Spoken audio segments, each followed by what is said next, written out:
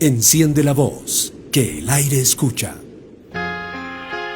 Aquí la pregunta no acusa. Segunda hora acá en Radio Cana 98.5. Gracias a todos por ser nuestros cómplices en este ejercicio que estamos haciendo, tratando de encontrar respuestas a esta historia que ya ha sobrepasado los 40 días, esta historia triste, amarga, trágica en algunos espacios también. De verdad, muchos adjetivos de por medio podemos incluir en una razón de evaluación, lastimosamente, de lo que nos está pasando. Ya quiero mandarle un saludo a Gabriel Rodríguez, analista político que está junto a nosotros. Gabriel, ¿cómo te va? Te mando un abrazo, te agradezco como siempre por tu tiempo. Bienvenido al programa, señor. ¿Cómo están? Buenos días a todas las personas que están escuchando este programa y están viendo. Y bueno, listos para hablar en esta ciudad que ya cumple, como tú dices, 40 días de movilizaciones. Cuando lo viste ayer al presidente del Estado, ¿esperabas más o ya estamos por ahí acostumbrados a situaciones que dilatan nada más determinadas historias que hoy se han vuelto ya incontenibles? Han crecido demasiado e incluso un estado de excepción ya suena caótico, como impensado también desde unos espacios racionales, entendiendo a lo que nos podría llevar, Gabriel? Mire, la conferencia de prensa de ayer sabió a poco, ¿no? En realidad ayudó solamente a destruir más puentes de diálogo. Era solamente la promulgación de esta nueva ley para hablar sobre el tema de estados de sitio, que tiene muchos puntos a considerarse, algunos que los están tomando como peligrosos, inclusive que se da suprapoderes a todo lo que es el Ejecutivo. Sin embargo, el día de ayer se esperaba que con eso se llame un decreto supremo y que se den las 72 horas correspondientes para que la Asamblea empiece a ver de aplicar o no este estado de sitio. Sin embargo, solamente lo ha llevado a nivel de ley y nada más. De ahí, como te digo, empezó a destruir más puentes que podían ser del diálogo. Hace algunas semanas atrás hablaba de vándalos a las personas que cometían bloqueos, que estaban en movilización. Ahora ha pasado el término a narcoterroristas, lo cual me parece algo muy irresponsable. Lo puse inclusive ayer en un video, ya que no estamos ni en el contexto ni en la forma de decir que estamos sufriendo una situación similar o parecida a lo que se llama narcoterrorismo como tal. Entonces, estas acciones obviamente han dejado un sabor a poco, la verdad. Ha pedido que sean atentos a los policías y militares, pero mira, estamos a 40 días, como tú dices, y a las fuerzas policiales ya deben sentirse cansadas. Es más, yo me cuestiono en momentos si ya tienen el suficiente material de represión en estos momentos como para seguir generando esta defensa al gobierno que se tiene hoy por hoy. Sin embargo, a partir de eso, el presidente ha vuelto a desaparecer. Habló de algunos decretos, pero que son paliativos, la verdad. No son temas de fondo que ahorita puedan ayudar a los paceños, los salteños y sobre todo toda la Bolivia en general.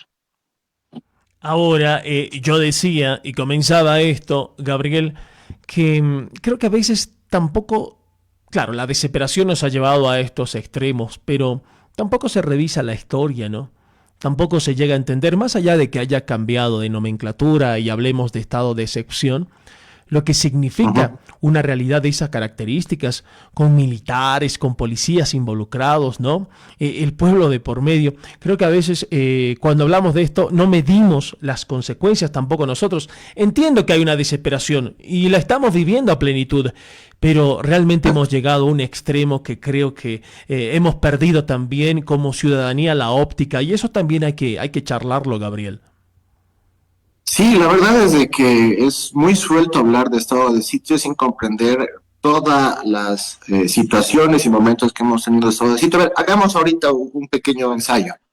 Empecemos a hablar desde el estado de sitio más conocido de Bush del 69.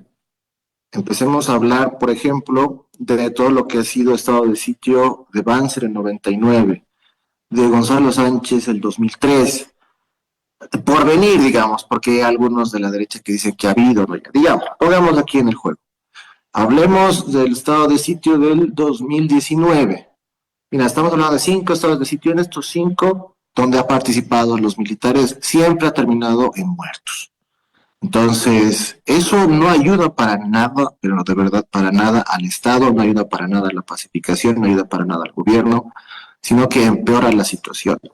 Y a 40 días de tomar este tipo de decisiones, realmente va a afectar de verdad el cargo de movilización, porque estas personas ya te han dejado claro, mira lo que pasa en San Julián, mira lo que ha pasado acá en el tema del corredor humanitario que han intentado hacer en el Alto. O sea, no se han movilizado.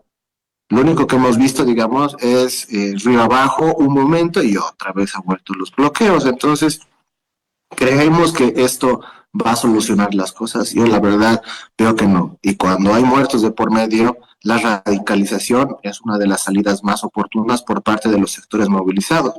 Entonces, eso también tenemos que pensar al momento de hablar, ¿no? Porque veo que muchos diputados, muchos senadores hablan con tanta ligereza cuando no se acuerdan lo que pasó en 2019 y muchos de estos gestos inclusive que han llamado también a la radicalización, lo vuelvo a repetir, de la población, eso de quemar las banderas de la Huipala, ¿te acuerdas lo que ha pasado? O sea, aquí la movilización que vino a La Paz no fue pues a defender a Evo Morales, fue a respetar sus símbolos. Y eso pues ha asustado a la población en general. Y yo por eso siempre llamo a puentes de paz, pero ¿cómo podemos hacerlo eso? Cuando tenemos un presidente que ya no te dice vándalo, sino ya te dice narcoterrorista. Hay que ser pues muy responsable al momento de hablar en estos momentos críticos, y más aún si eres una autoridad. Un chofer que se está movilizando es un narcoterrorista, o no sé, pues un poncho rojo es narcoterrorista. O sea, inclusive eso puede llevar a acciones legales en las cuales él tenga que pedir disculpas públicamente de ello y además, sin olvidar, como la CIDH también puede hablar respecto a esto, que ya lo ha hecho desde el sábado, te contaré, en San Julián, cuando grupos paramilitares a favor del gobierno, cosa que sí critica por todo el mundo, han estado en ese sector y trabajando logísticamente con apoyo de la policía. También será inevitable hacer énfasis en esta razón del propio comentario del presidente del Estado cuando hace énfasis en el narcotráfico, ¿no? Y vos sabés que de alguna u otra manera él mismo habla, y todos lo entendemos también, de cómo ha pulverizado muchos espacios. Hemos naturalizado tanto que incluso que a esta altura ya no nos sorprende que exista alguna balacera en alguna esquina, en alguna calle, sobre todo del Oriente Nacional. Tampoco nos ha sorprendido que precisamente en San Julián hayamos encontrado algunos marchistas, entre comillas, Gabriel, con armas, ¿no?, de grueso calibre. ¿Por qué no nos sorprende esto? ¿De verdad el narcotráfico está tan vinculado a una esfera que hoy también tiene su peso específico y también le está haciendo pagar una factura a la gente en Bolivia? A ver, tendríamos que hablar un poco, ya separando las aguas, ¿no? Lo que es el tema del narcotráfico, narcoestado inclusive, y todo lo que es el narcoterrorismo, que como lo vuelvo a repetir, es un concepto mal habido en estos momentos. Tenemos que hablar de la cultura del narcotráfico y lo que ha sucedido, que tampoco es tan vieja, ¿no? A mí me asombra cómo el oriente boliviano ha empezado a tener unas situaciones muy extrañas con este tema del sicariato, cosas que son raras de verdad, y sin embargo ya están parte de nuestro país, ¿no? Muchas personas hablan que Santa Cruz es el futuro y yo estaba viendo un aproximado de una treintena de fallecidos en estos últimos 6 meses aproximadamente en Santa Cruz. Yo no sé si es el futuro también Santa Cruz en ese sentido. Y por ello mismo tenemos que entender de que hay acá y en Latinoamérica en general una cultura del sicariato y demás, pero por eso no podemos llamarlo eh, perdón, narcoterrorismo, ¿no? Entonces, eso sí tenemos que entender. Ahora, mira, cuando hablo de narcoestado es un poco más aventurero, inclusive lo que yo digo. Por ejemplo, acordate lo que ha pasado el día de ayer. Se han encontrado cuántas toneladas de droga en lo que ha sido Chile. ¿Y dónde están? Y es la pregunta mágica, ¿no? ¿Dónde están los aspectos de seguridad del gobierno? Porque es una carga histórica.